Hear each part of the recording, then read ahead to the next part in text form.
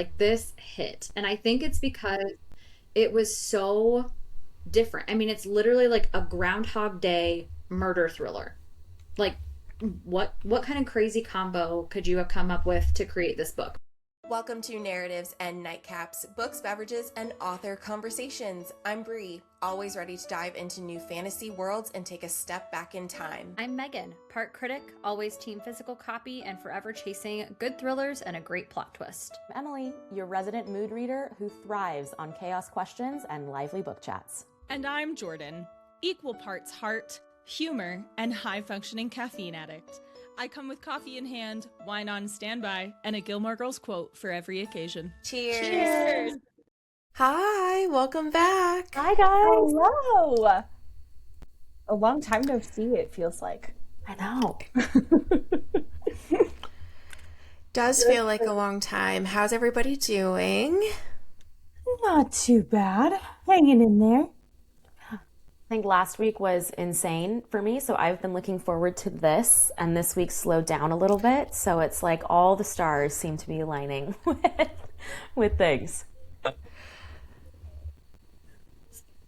We are in, I think, what's being called a heat dome. Oh. So I feel like I'm in a greenhouse constantly. It's been like heat index of 110 here, so that sucks. Ooh. Especially because I feel like a couple weeks ago I was literally in like a sweatshirt outside and very comfortable. So not loving that, but otherwise doing well. I have to say, I'm constantly surprised with the new vocabulary that comes out of weather. We've moved from heat waves to heat domes, and I'm really curious with what's next. I don't know. Yeah. And I'm sorry, Megan. It's all good. We'll make it through. It's supposed to break. I mean, I think eventually we're supposed to like get rain and then that clears everything out. But for now, it sucks. If it could be nice when I'm there in 2 weeks, that would be awesome. That'd be perfect. Yeah, I'll have to look ahead at the weather, but hopefully it's a little more ideal for, I mean, July is never like a great time of year in Iowa, but it could be better than this. So let's hope for that. Are you two going to get to see each other while you're out there? We are. Yay! Aww. Awesome. She's going to get to see a lot of me. Yeah, more like Aw. my parents are too. Aww. And her brother and sister-in-law. Everybody. Megan's Everyone. entire Oh, family. wow. It's a family affair. I love it. I love it. I love it.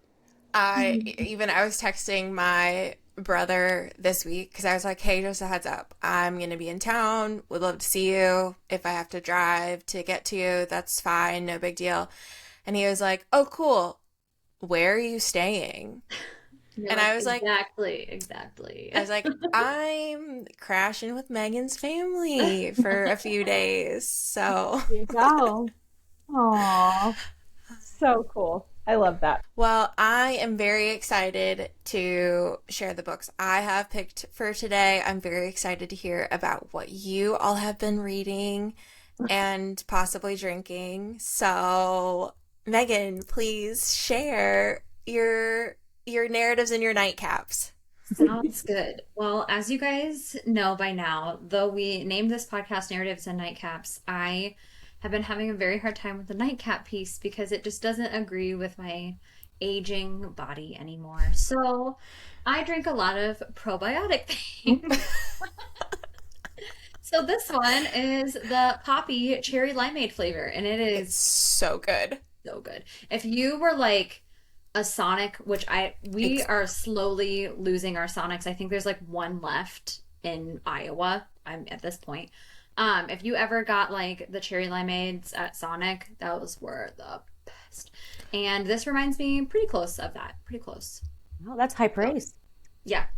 Yeah. Obviously I don't have like the nice little Sonic Pebble Ice, which I wish I did, but that was part of the experience. But it's delicious. It's pretty close, and it's good for your tummy, which I need.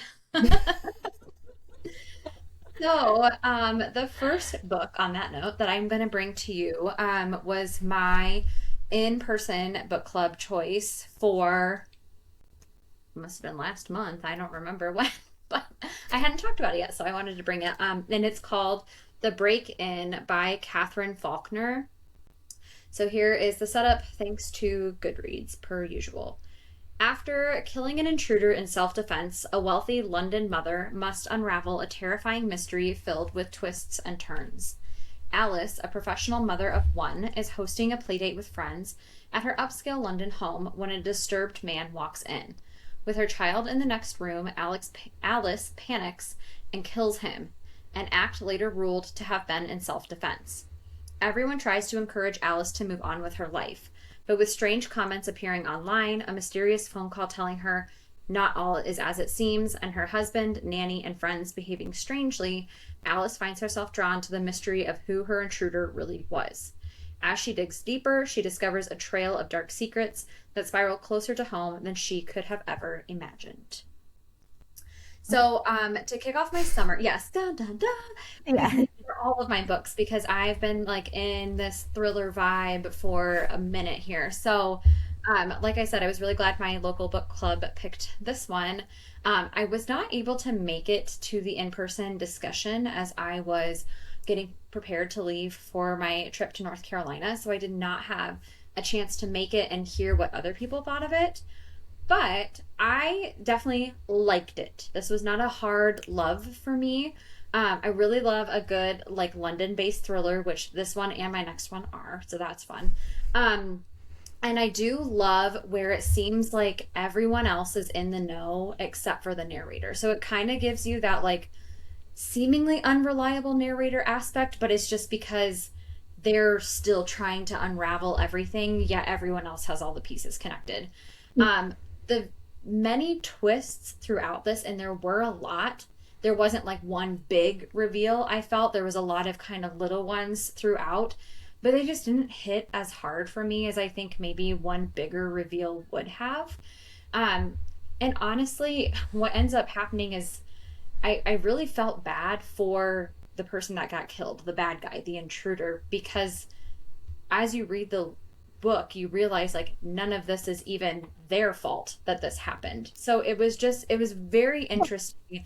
And there's like a little bit of like a medical note behind it as well, which then I had to like go down a rabbit hole researching that and understanding like some of the symptoms and things behind that, which can make you behave a certain way. So it was taking me all of these different places that I wasn't sure. So overall, I felt like some parts were a little bit disconnected from the story, and that could have been me just being like on the side Googling things. But overall, I felt like it was a fun summer thriller. It was a really good way to kick off the summer thrillers. This just didn't hit like exactly where I would want it for myself personally. However, I think others would really enjoy this again, especially because it's a good old London-based thriller. I love the UK for a thriller because they always have rain. It's always raining there. That's what makes it perfect. This feels like a departure for your book club, though. Like, I know it's not for you, but for your book club, it does.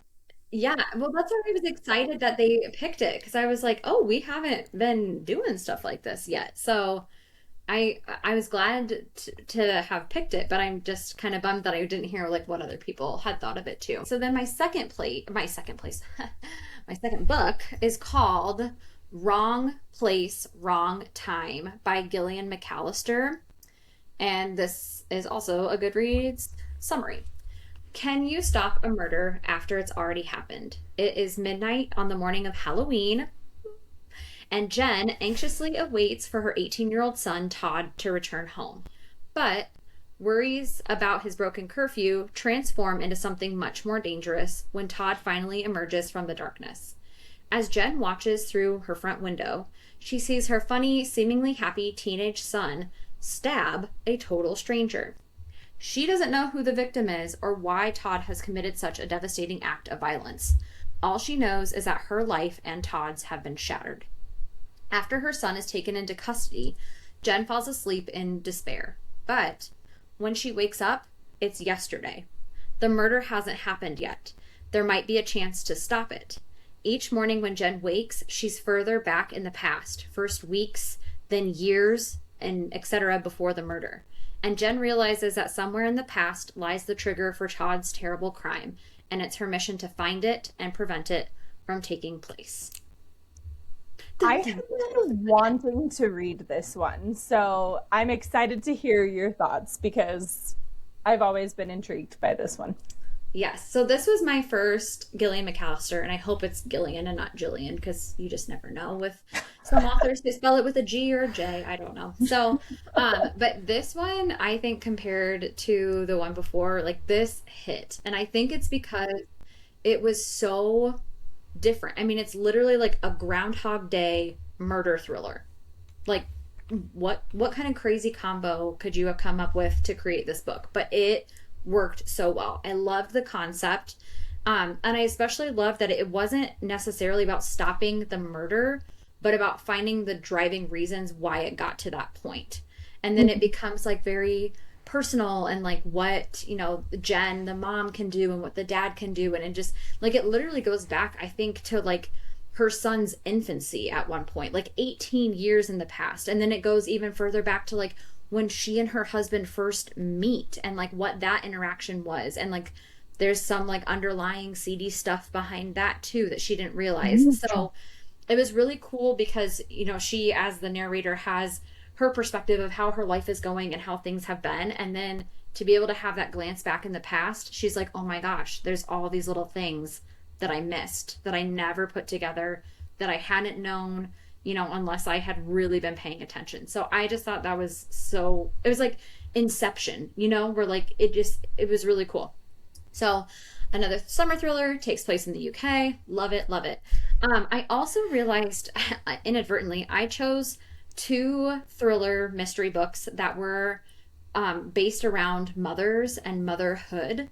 And so, and they're at, you know, they just take on very, very different points. I felt like the one in The Break-In, where the narrator was basically more or less the victim, and like it was, I feel like everything happened to her. Whereas in this book, the mom is like a badass and is like, I'm not gonna just let this happen to me. I'm gonna figure out why this happened to me, and I'm gonna take the steps to fix it. And I thought it was a really cool, I don't know, perspective that putting them side by side, you realize, oh wow, these moms are acting completely different than you would have thought.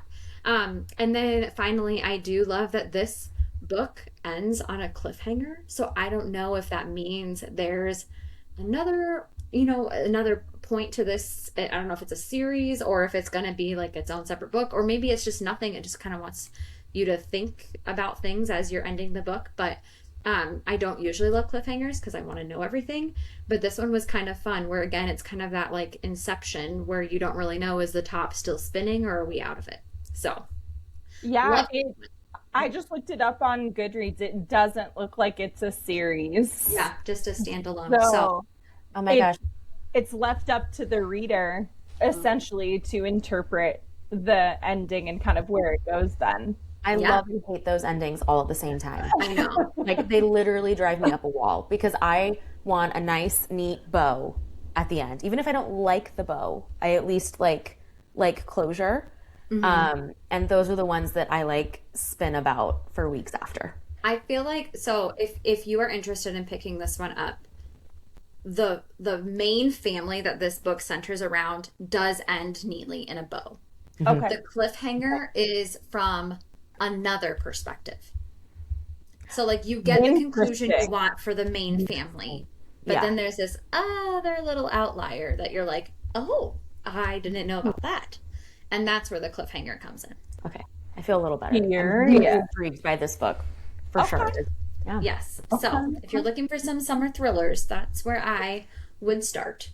I like kind of fangirled because she commented on one of our posts on Instagram back in May with a bunch of smiley faces. And yeah, so like. About what? Because I posted about her newest book, her May release, as one of the books we were looking forward to. And she commented and I got so excited. Hell yeah. That's awesome. Look at us. Yeah, look really at you cool. being on top of it. Love that. Love it. Oh my goodness. Okay. Well, listener, if Megan is spending the summer in London and is spending the summer in UK, right? That's her. novelish escape, bookish escape. I'm going to tell you about Rhode Island this summer, apparently. Okay? That's what we're going to do. My nightcap is a cool, crisp glass of Moscato. I just had to go for it today. It was in the fridge. It sounded really nice. And I'm picturing sitting on a patio, overlooking some water, just nice and refreshing.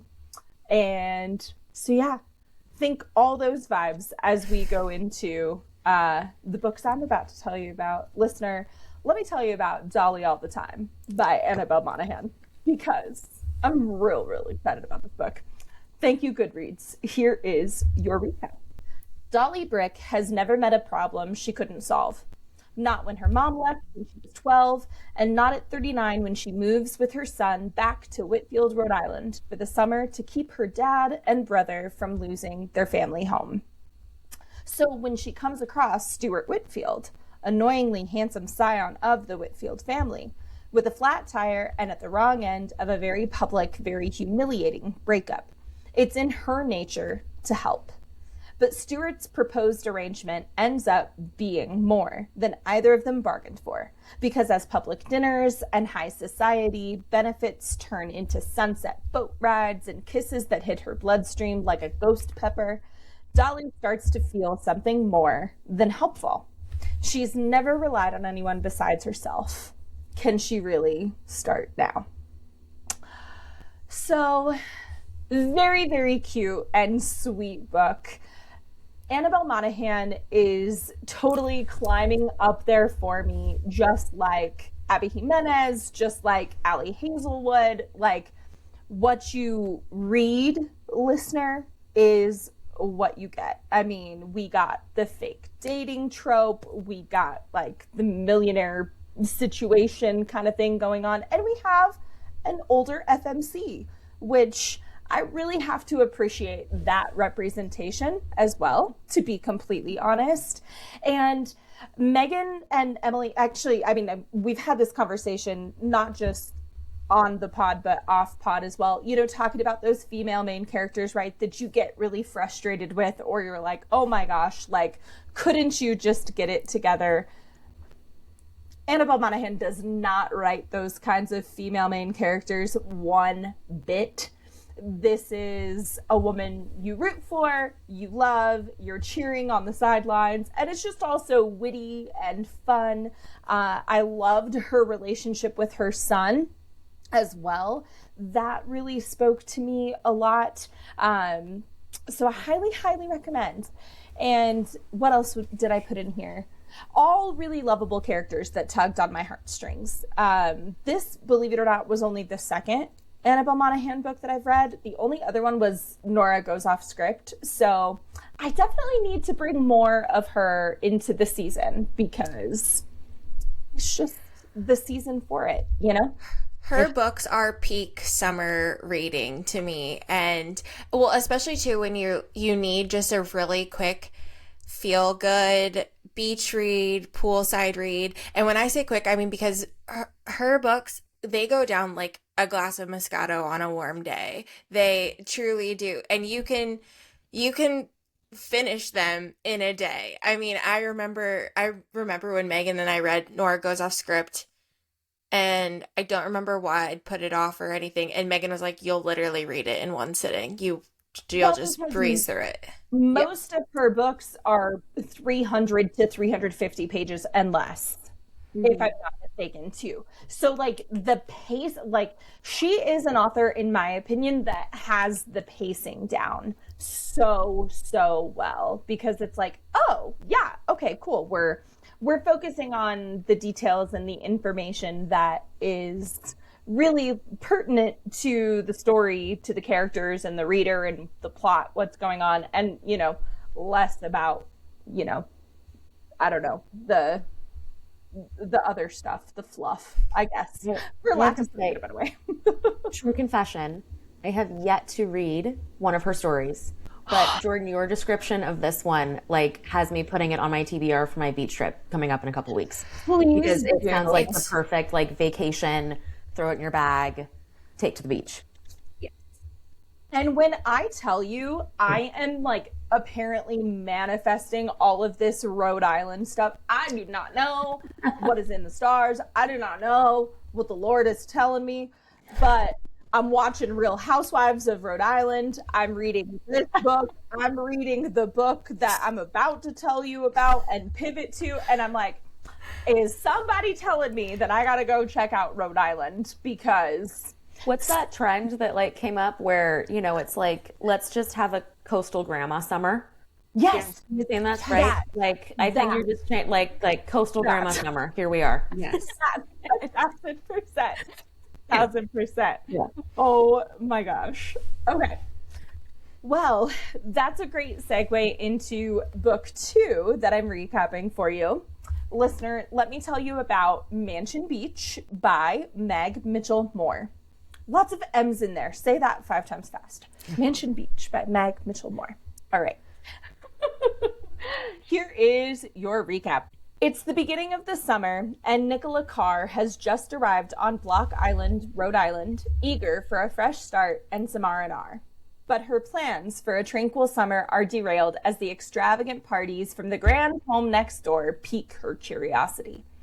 She soon discovers the home belongs to Juliana George, an enigmatic entrepreneur with a past shrouded in mystery. Juliana George, CEO and founder of a hot fashion tech company, is at the top of her game. She's spending the summer on Block Island, preparing for a major IPO, but she's chasing her dreams in more ways than one. This summer, she hopes to rekindle a flame with a man from her past, a man who has a surprising connection to her neighbor, Nicola. Taylor Buchanan, the wife of Nicola's cousin, is second in command of a real estate empire. Her life is exactly the way she planned it. She has the wealth, the family, the prestige, and the power. And there's nothing she'll let get in her way of having it all. But when everything suddenly verges on the edge of collapse, she has no choice but to take matters into her own hands. As Nicola, Juliana, and Taylor's summer unfold, these 3 women are set on a collision course that leads to inevitable self-discovery, unforgivable betrayal, an unavoidable love triangle, and, most unexpectedly, a dead body. A sophisticated escapist novel filled with light humor and surprising observations, Mansion Beach explores the depth of human relationships, our cruelly classist society, and the price of secrets that refuse to stay buried. So, listener, if you kind of didn't catch this right, one of the reviews on this, calls it an unputdownable modern day take on The Great Gatsby. And that is exactly what this is. It is essentially The Great Gatsby. It's a retelling of The Great Gatsby. And I really appreciated the modern take on it, the twists, the turns. There were a few Easter eggs embedded in there, which were really cool. In fact, this was my local book club's pick. I can't remember if it was our book club pick. I think it was for May. So forgive me. Yes, I'm bringing it to the pod in July. However, 10 points to Gryffindor. It was, I know. That was good. And a couple of my girlfriends from book club, they were like, wait a second. I don't think I clocked that this was a Great Gatsby retelling. And I was like, girl, this was all over the place. I mean, there were Easter eggs to the nines. And as soon as that was kind of explained, everyone was like, oh, yep, you're so right. So it is really, really good. If you are like me as well, you went down a little bit of a rabbit hole looking at Block Island, Rhode Island, which, if you know, it is a place. Things are happening. Apparently, it is hopping, I guess. And who would have thought? I had no idea. But I'm with you, Jordan. I love The Great Gatsby. Love The Great Gatsby. Like, so good. One of the best. This sounds so intriguing as a retelling. I think the retellings of many of those kind of stories can just be so the author's creativity comes through, and I always like seeing how they, take the story and kind of make it their own. Here's an interesting question. Yeah. What distinguishes like a retelling versus fan fiction? Like, how are they different? Now I don't know. Maybe, I guess in my brain, fan fiction stays much close. Oh, I don't know. I'm going to say, I'm just pulling this out of my head as we're talking right now. I think for me, fan fiction is the characters are the same, but the story, the plot, the setting, like everything, but it's the characters and what you've come to love or hate about those characters stays the same. Whereas a retelling is the opposite, where like perhaps the plot or milestones or the vibe is similar, but the characters and the time period is different. Okay, there you go. That'd be my...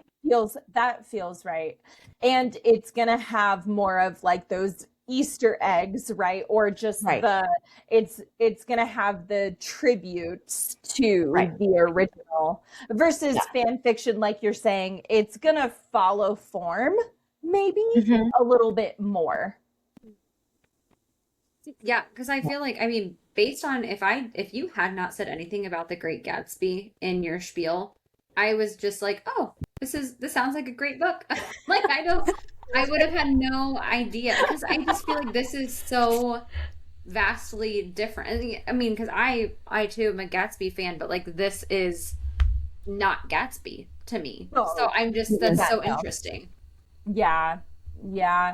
I will say Juliana was a little less lovable to me, in my opinion, than Jay Gatsby, for example. Sure. I mean, you still really liked her, and as you learned more of her backstory, there was affection that was developed for her. Like, she wasn't unredeemable, if that makes sense.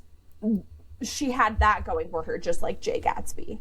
Sure. But it's very interesting. I'm curious. Anyway, so easy and smooth from start to finish. Also another book that I want to say is less than or like just around 350 pages. So I'm telling you, something about Rhode Island, something about these books. They're just easy, digestible.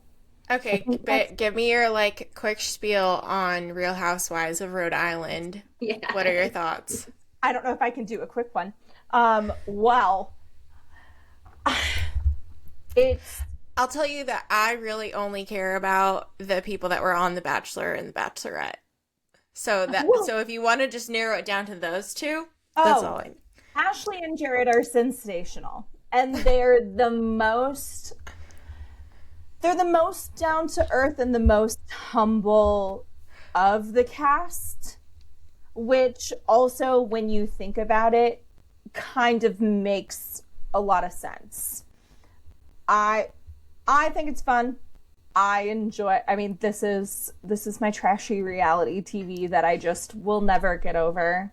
It's apparently the summer of Rhode Island for me, the summer of Summer House for me. Like, I'm living in it. I'm about to get Peacock just so I can watch all of Summer House. Like, the way that I've been telling you.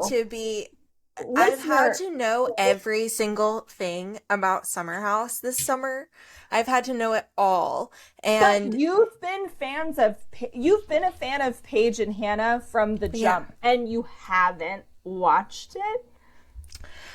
No, because to me, like, well, one, they did Hannah dirty. And a little bit. I'm Hannah coded. Kind of did it to herself. I'm a bit Hannah coded with all of that. No, like I'm a giggler, not a Summer House gal. That's fair. But has this been just consuming my algorithm? Yes. Oh yes. Oh yes. I'm all about it. I watched from the beginning, and I literally am only halfway through season 9, so like I haven't even gotten to all the good stuff that has just happened, but I've been keeping up with it. Yeah. So It's hard. People that have no idea what Summer House is are aware. Listen, you're in for a rude awakening. Who don't watch that. Can I ask, are you a Real Housewives fan, or what's your trashy TV like guilty pleasure? So I was a Thursday gal in high school. Absolutely. Yes. Same. Okay, you were there. You know. So that I started with that.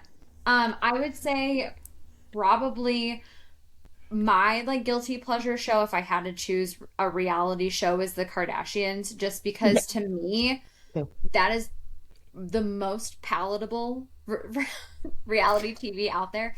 I can't watch, like, I get that secondhand embarrassment. Like, I will physically leave the room if I feel like you are cringy beyond what my emotional capacity can handle.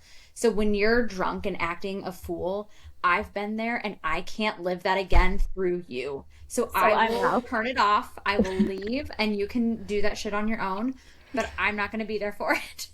See, I'm the same. I don't really watch reality TV, and it's not, I don't really, I mean, I watch like a season of Mormon Wives. I love hearing Hannah talk about her. I love hearing Hannah talk about her adventure, watching all of that. But I don't really watch a lot of reality TV. But get me a documentary, I'm so in. Yes. Yeah. Like, yes. Guys, I just finished the Hulk Hogan documentary. It made me cry. I didn't think I was going to cry about Hulk Hogan, but he made me cry. That is very interesting. Yeah. Okay. It's if you guys follow on Netflix, if everyone has a Netflix account, the like Untold series that Netflix has, and it's like all different stuff, but Hulk Hogan has a really good one on Untold, and it's really, like I said, I cried. Man, that man meant a lot to a lot of people. Not me, but a lot of other people. I'm with you, Megan. Mine would be the Kardashians. Like OG, right? I recently got pulled into the Dallas Cowboy Cheerleaders reality show of like, and the new season is out, which I haven't seen the new season yet, but I'm like a fan. And then speaking of documentaries, the like My Crazy Ex on Netflix. Yep. Oh my God. I've heard about that one, but I haven't seen it. Oh my gosh, That I watched. seems right up Megan's alley though too. Okay, I watched the episode about what was the Florida, oh my gosh, Wade Wilson killer. Okay. Hold on. Can we talk? Jared knows him. They like went to high school together. Reed. What? He's a Tallahassee. And yes, he's from Tallahassee. And what? like some of his what he did, I think like I don't know if we were living there when it happened, but that like all happened like right around us. Wait. Oh my gosh, What? I'm speechless. Have you have to watch Well, this. now I feel like I have to watch this too. That is I will say crazy. Yeah. Is it like is every episode a new like story?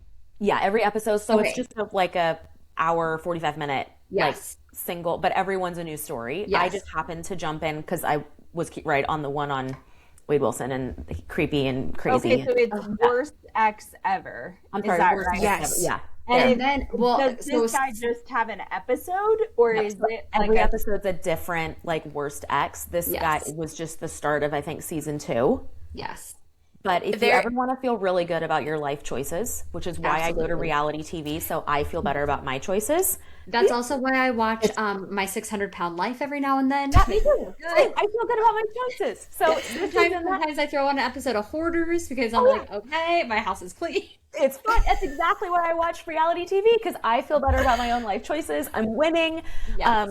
Yeah, that's I it. did used to watch a lot of TLC, and I can't tell you the last time I watched TLC, but I watched a lot of TLC. a lot of TLC. Do you remember like freaking what was it, like Untold Stories of the ER? I used to watch that shit yes.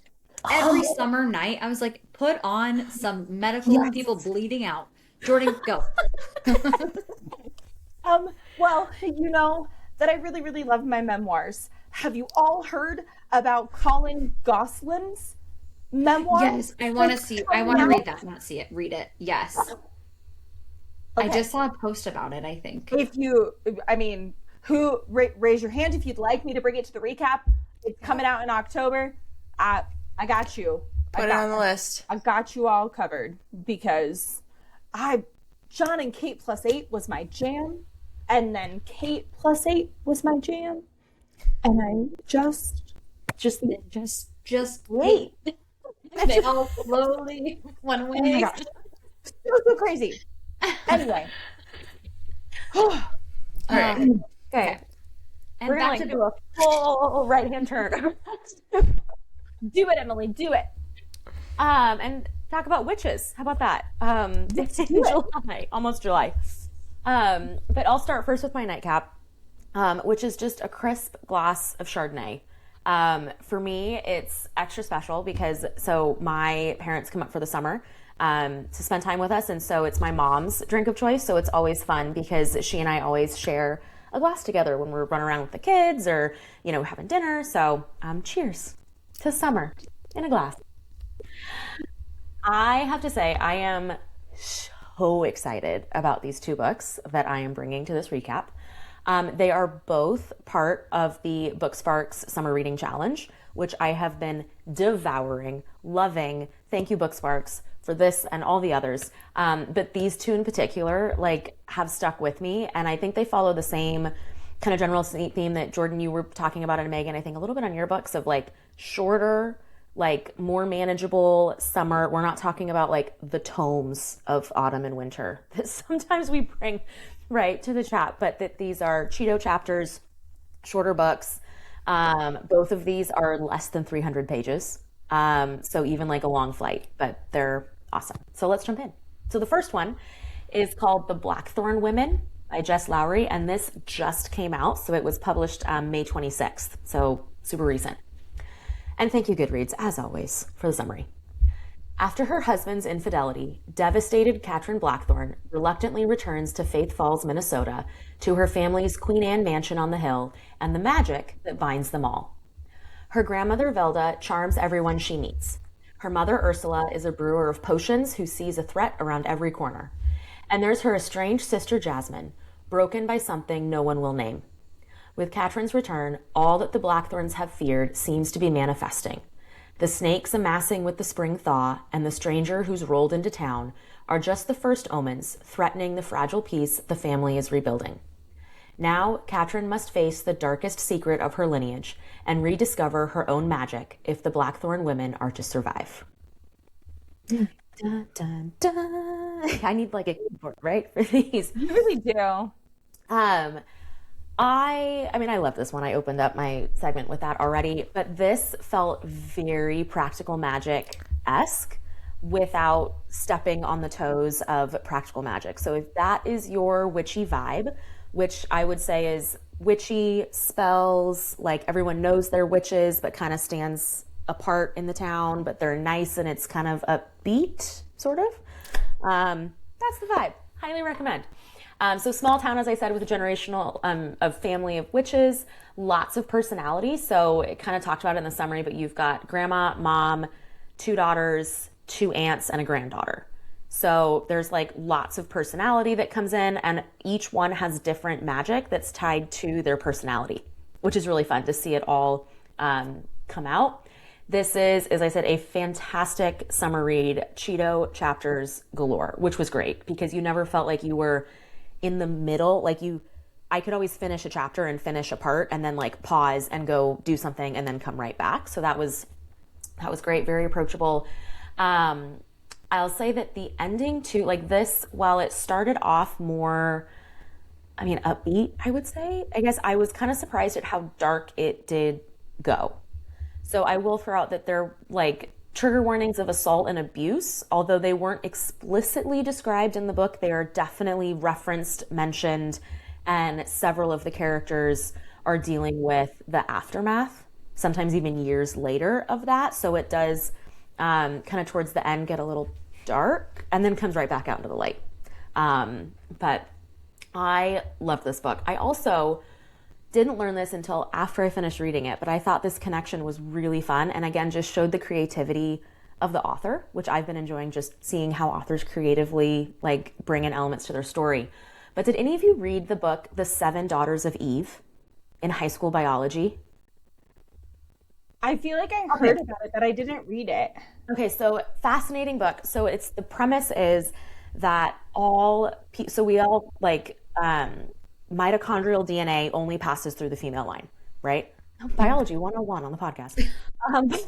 But it only passes through the female line. So everybody or like 97% of the population today can all trace their ancestry back to 7 women.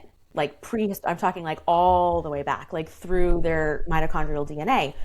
And so the book, The Seven Daughters of Eve, talk about who these 7 women could have been based on the profile, when they might have lived, what their life might have looked like, what they've discovered by how their DNA has flowed through the population, because it doesn't change. Like it's very distinct, 7 distinct profiles. And this is where I get over my skis on high school biology. But the book is fascinating. It's part like fiction storytelling, part science. But what I thought was fun is learning when I read the author's note after this book, the author actually used that book as an inspiration for the Blackthorn women. So all 7 witches are the names of the 7 daughters of Eve from that book from years ago.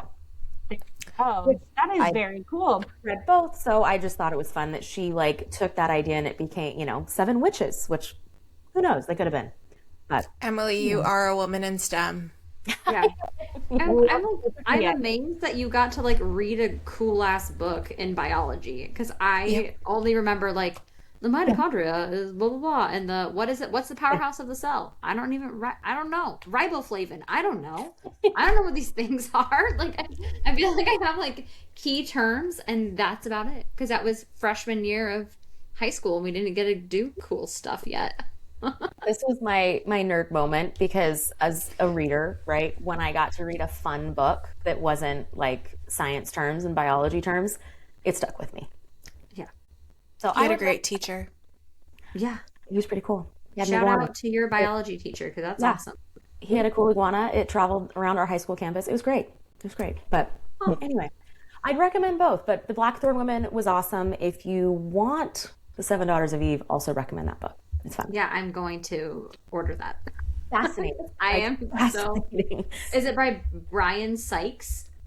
Yes. It's an older book. Like it's been around. It's not a recent story. It definitely has like a textbook style cover. Almost. The science that reveals our genetic ancestry. That sounds about right. Yeah.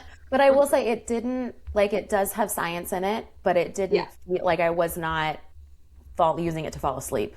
Right. Because there was so much science in it. So interesting. Yeah. Out of all these books, I feel like my biggest takeaway so far has been I'm going to read that one. You want to know which of the 7 daughters are you? Yes, that's so interesting. It's fascinating. Make it like one of those personality tests, like right? Yeah. And, yes. Right? What's the other one? Myers-Briggs. Yeah. There you go.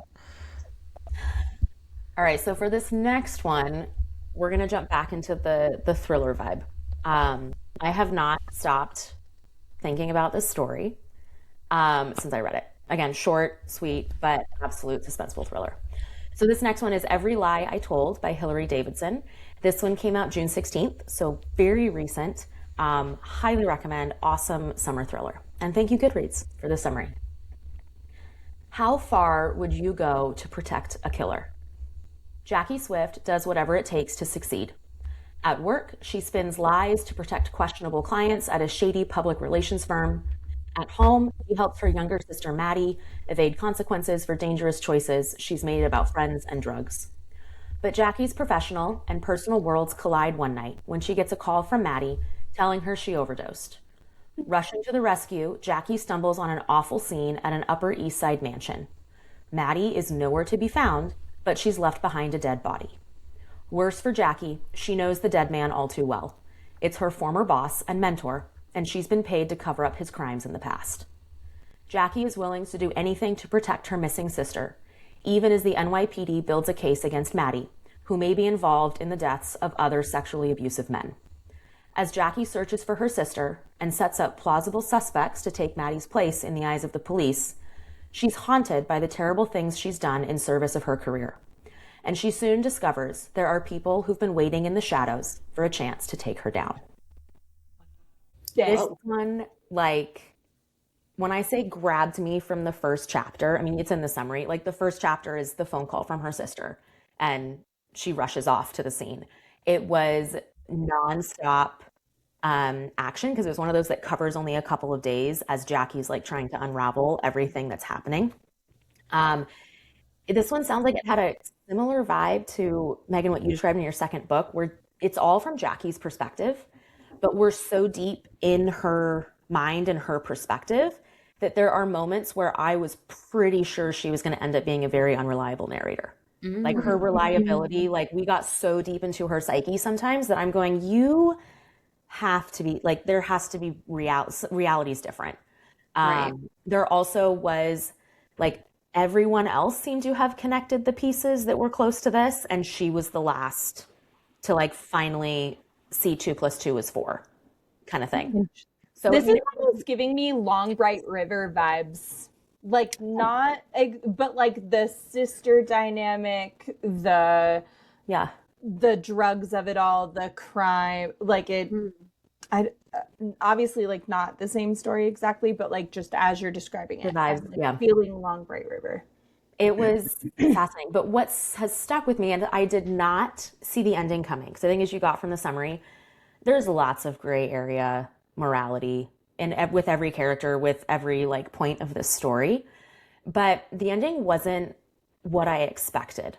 And here's what it had me wrestling with. So I'm curious what your guys' thoughts are on this question. If you create, or someone creates a situation where everyone has the freedom to choose safety or not, are you responsible for what happens next? So, like, if you, like, it talks about, you know, if you throw a party and there is like alcohol, non-alcohol, and drugs, and you've got different options, and everyone can choose to attend or not attend, and what to drink or not drink, or what to imbibe with, and things happen, are you responsible? You set up the situation, but everyone has free will. That's what stuck with me from this. Like, who's the guilty party? The insurance side of me does say, yes, you are liable. I mean, I know there's like legal, you go into it, and I don't need like complete answers, but that's the question. No, this is a good, that stuck with me from the ending of this story, that made me wrestle with how this story ended. But okay. Well, I feel like that, I mean, what you just described, like, that's every party situation. You can choose whether to show up. You can choose whether to drive home or not. You can choose. Right. I mean, that's any situation, party or not. Like, that's, yep. You can choose to leave your house every day and put yourself out there, or you can just not. But even if someone like intentionally set up a party with certain things at it, like, but you still have free will. Right. That's like the morality, right? Like, who's guilty for actions? Oh my gosh. I just could see that like spiraling too, because it's like, okay, well, who did you invite? Like, did you set up specific temptations for these specific people so that, of course, they're going to choose one way or another? Or, you know, like, are you the one hosting? So therefore, like, it was your intention to set these things up regardless of whether or not they choose to partake. So what was your intention then as the host of the, you know what I mean? Like, I just feel like it can... You can spiral. I see why you're spiraling, because I would too. Like, even if the host's intentions are nefarious, everyone still had choice. Right. It wasn't like there's kidnapping, like you weren't being forced, like for you didn't get like an IV shot up in your arm and you're just pumped full of alcohol. Yeah. Right. Like even if the intentions were nefarious, there was choice. It's had me spiraling for a little bit after this one. Yeah. Interesting. Like, I don't even know how to answer it. I'm gonna keep spiraling about it. Yeah. So. And there's a balance I guess, to it all, right? Because you have to be responsible for your own actions and accountable.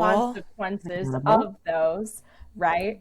Bringing it back to Summer House as an example, because there's one there's one house member, one cast member that, you know, for the previous seasons, he went hard, right? Like, and now he's clean, now he's sober. He has struggled with addiction for several years. You see him now in the past season and a half, 2 seasons. It's like, hey, non-alcoholic options. And hey, like, what can I do to like mitigate some of the situation? And I commend his choices. And at the same time, I go, you are partaking in this timeshare. You are partaking in this summer house where this is the whole intent and purpose of this. Like, there, and some of it is discussed, right? Like how challenging that is, or how challenging that can be. So, yeah, I don't have a good answer, because I don't know. That's what I was going to say. Is I don't know that there's a conclusion. I think that's one we're all going to have to ponder, and probably forever. There you go. Or read the book and then let me know your thoughts. Or that, yeah. Oh, yeah. I was like, this sounds. I know. I put it on my. What reminds me of Brie, for some reason, it popped into my head is. The Paris Apartment. Didn't we read that together? We did. I feel like this is giving like kind of vibes along that as well. I don't know why, but I agree. I'm picking that up a little bit. I agree with that. That was an interesting book. That was. It was a very weird like this one. would be too. It was a very weird one. Mm-hmm. That one is one that, like, when people have been like, "Oh, you guys read The Paris Apartment?" I'm like, "We did." And they're like, I'm thinking about reading it, and I'm like, you are. I think you should? Question mark? I think even if.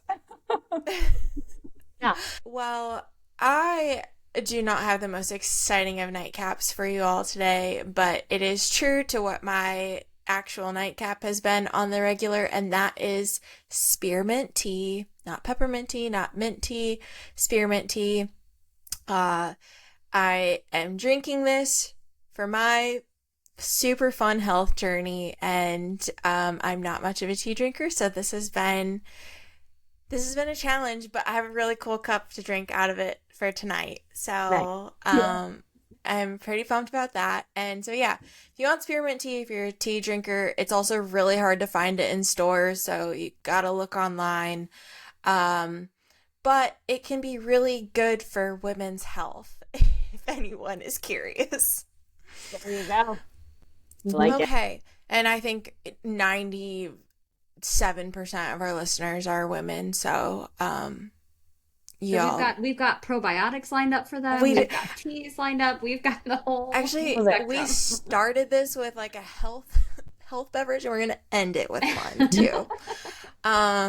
Because we are women in STEM. We are. Technically, this was another woman in STEM, like an actual woman in STEM, who was like, okay, and we're gonna have you start drinking spearmint tea. And I was like, okay, fine. Okay. I trust you. You went to school for this. I get it. No worries.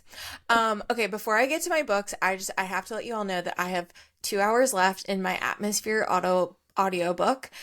And how many times have you cried? I was gonna say. So I think 4 is like, I was like, it's been a few. Yeah. And I'm very nervous. I think that's like part of the reason today I didn't really get to listen to much. I listened to like 45 minutes at the beginning of the day. Oh my gosh, my heart, this entire story, and just the attachment that you haven't read it.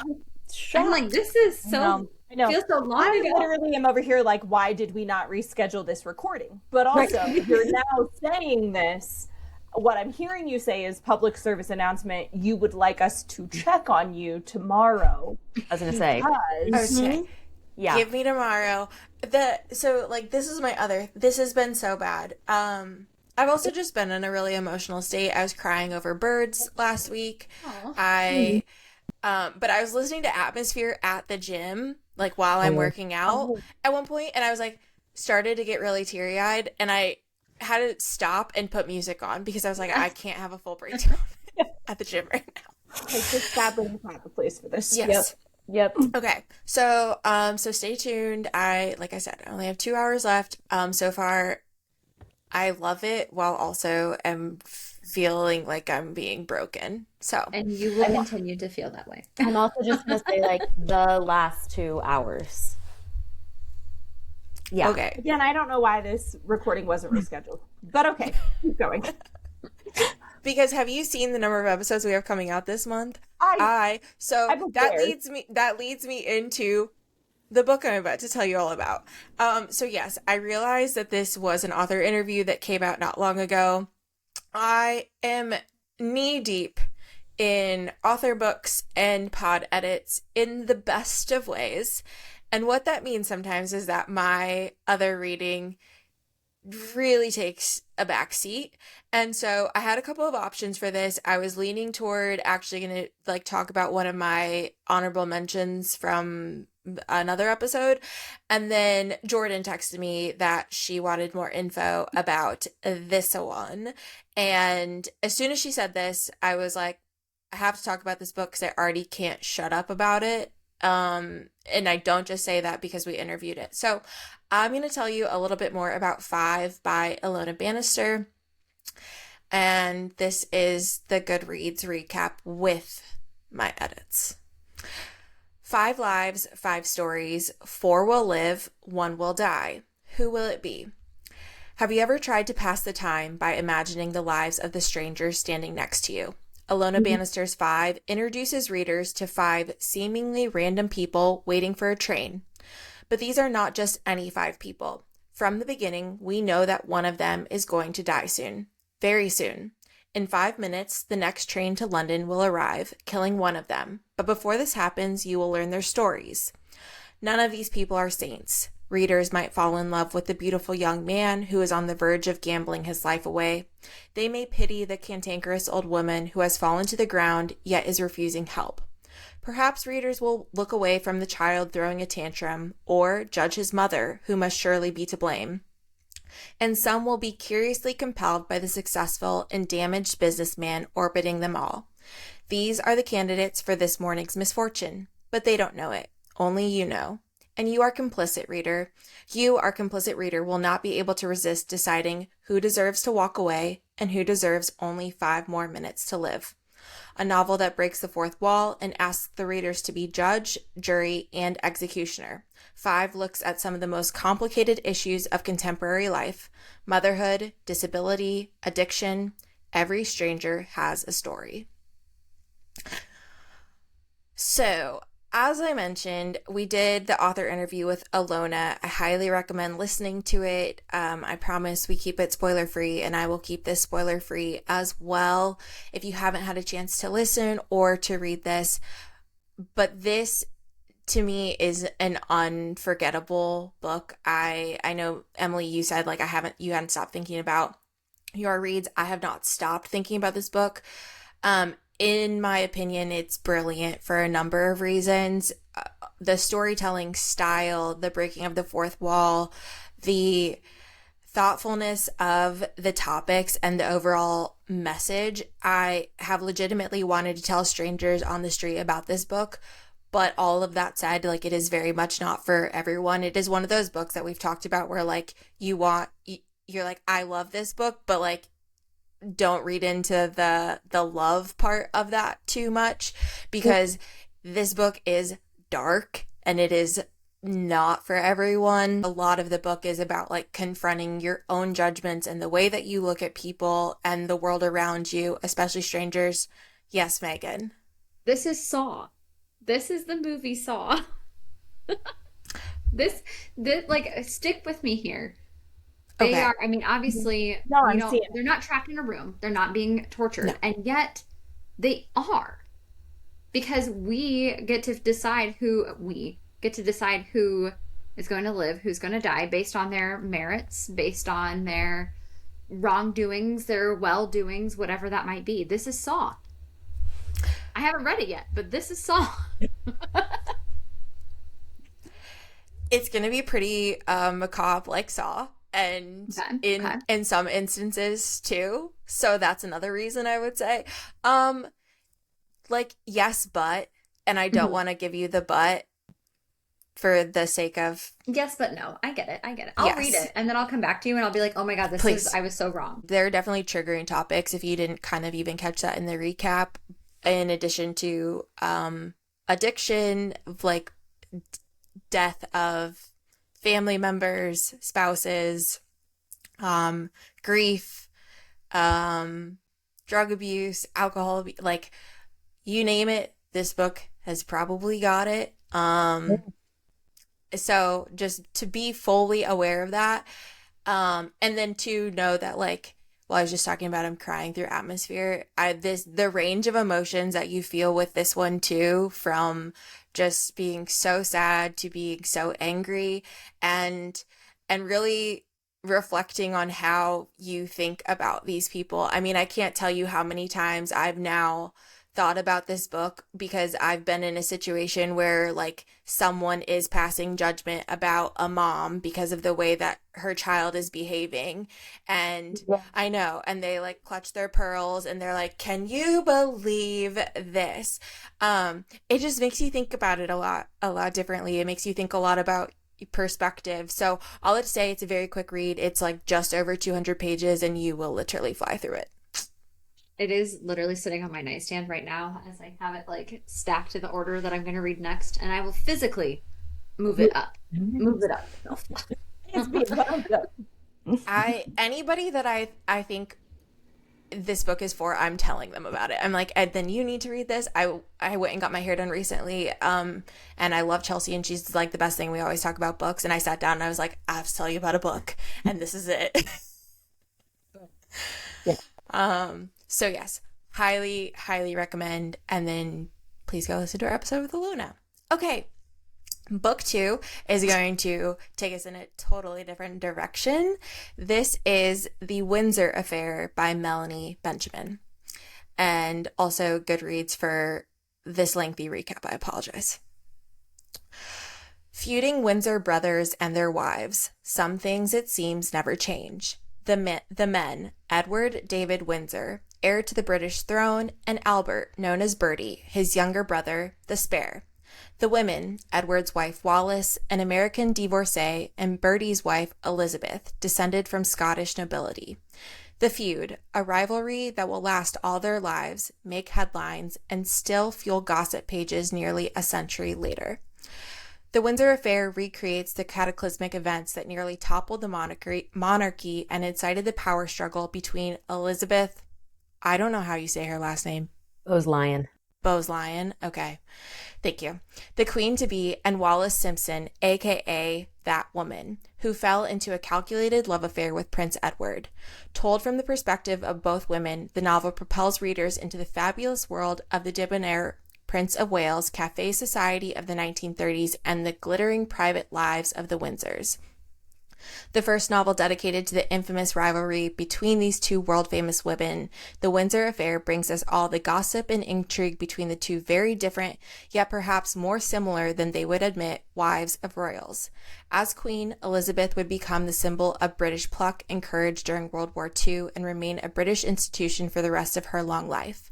Wallis would be forever forced to enact the world's greatest love story even after it sours, as she goes from being admired to vilified and ultimately pitied. Against the backdrop of the abdication crisis, World War II, coronations, funerals, births, and deaths, these two women maintain a bitter, biting, sharp-tongued feud until age and the long arm of history bring about a kind of understanding.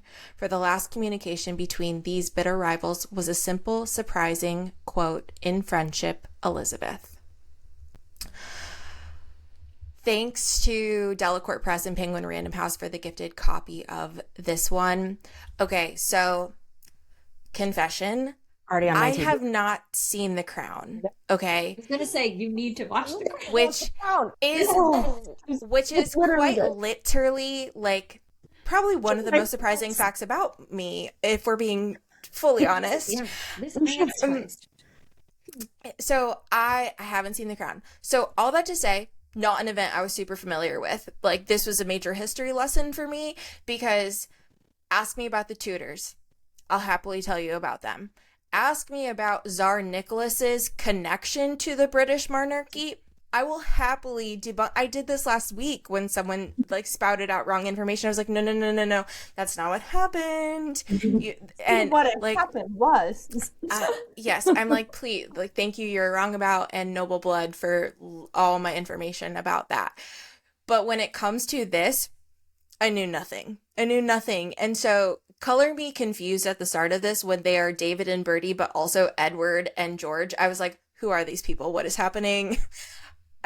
So all that to say, like, I loved the history lesson in all of it. I feel so enlightened. And like, I have to go watch The Crown now. I was telling Jared this earlier. So you sure do.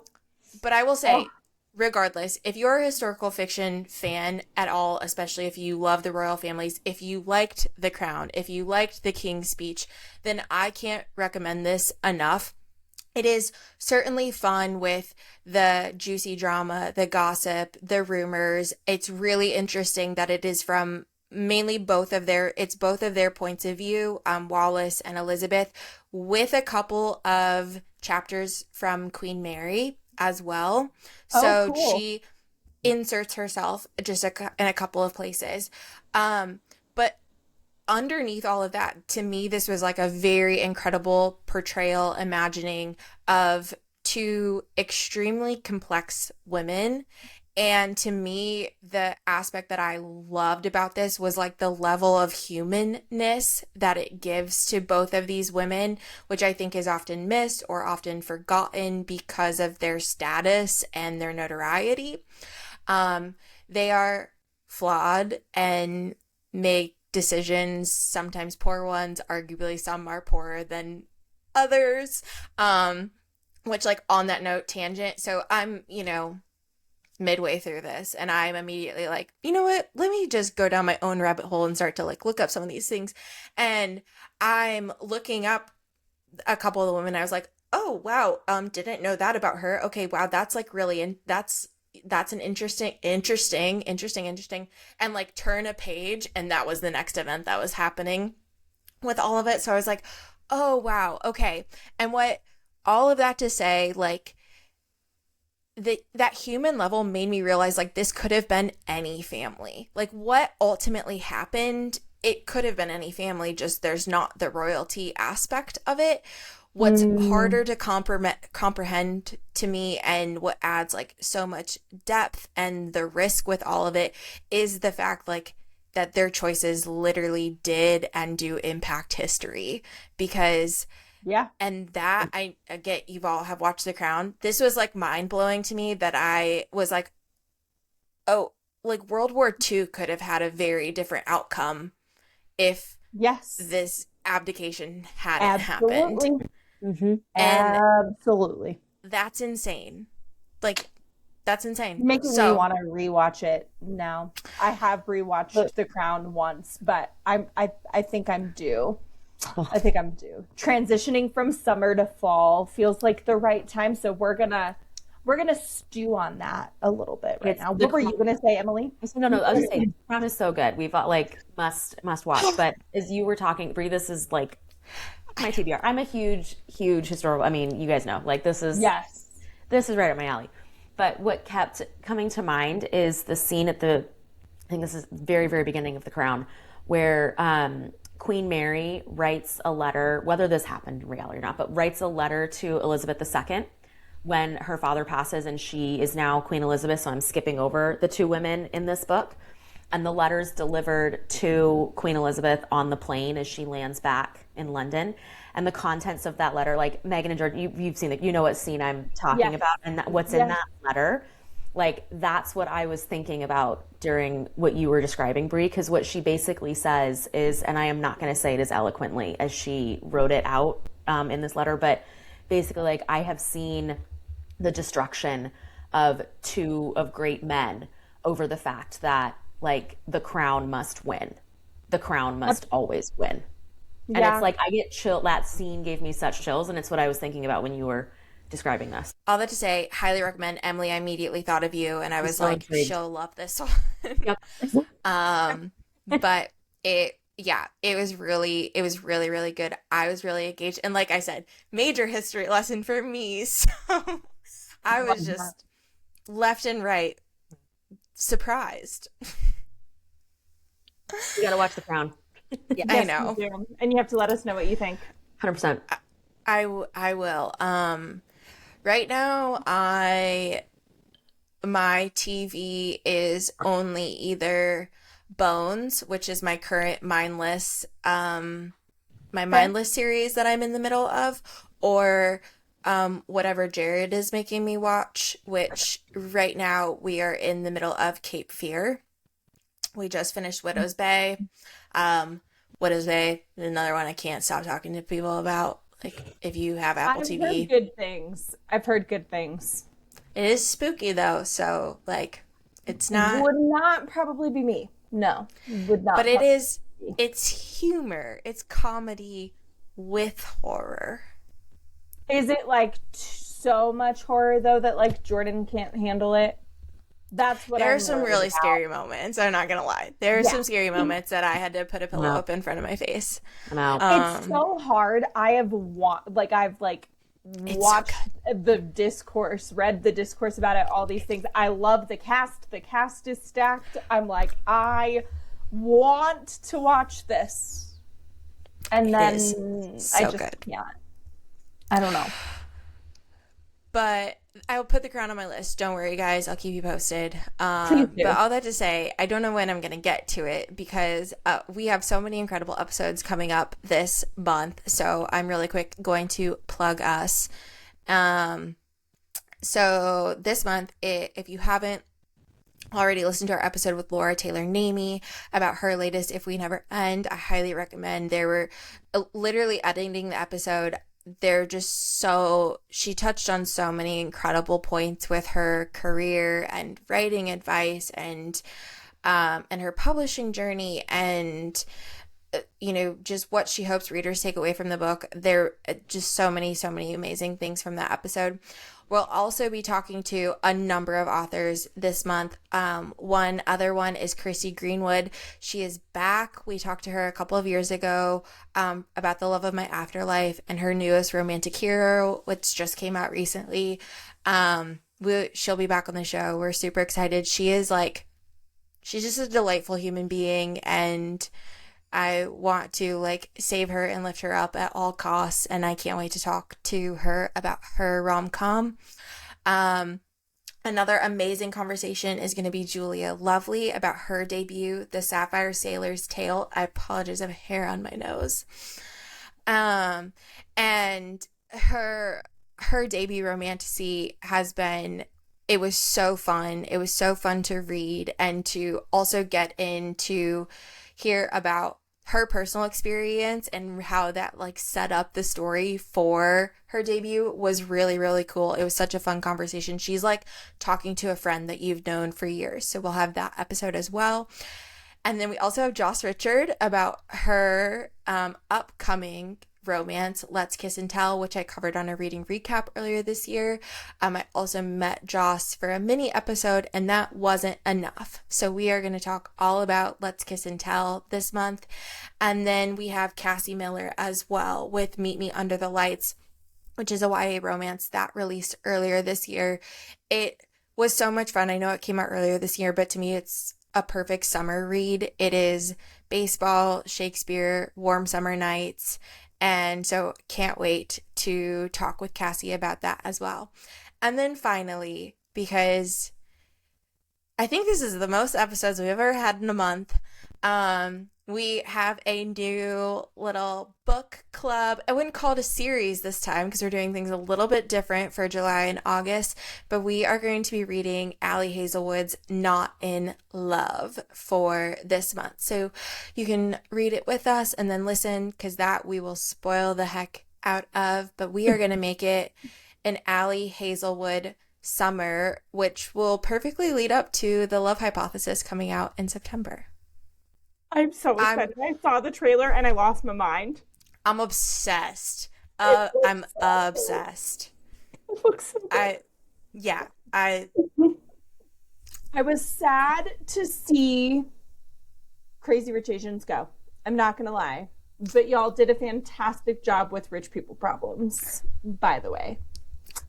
Fantastic. Fantastic. And I'm excited for an Allie Hazelwood summer. 1,000% agree.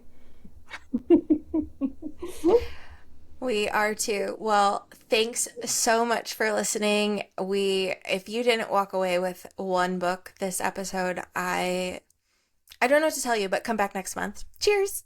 Cheers. Thanks so much for listening. The Narratives and Nightcaps podcast is a production of The Craft Co. with intro music created by Remington Haynes. Subscribe to the show on Apple Podcasts, Spotify, and YouTube. Follow at Narratives and Nightcaps on Instagram, or visit our website, narrativesandnightcaps.com. Sign up for our newsletter to always know what we're reading next, which authors are joining us on the show, and for extra bookish and beverage info. Connect with our additional co-hosts, Jordan and Emily, as well. You can find me on Instagram at Cozy Reads and Sips. And you can find me on Instagram at books.bottles. Cheers! Cheers!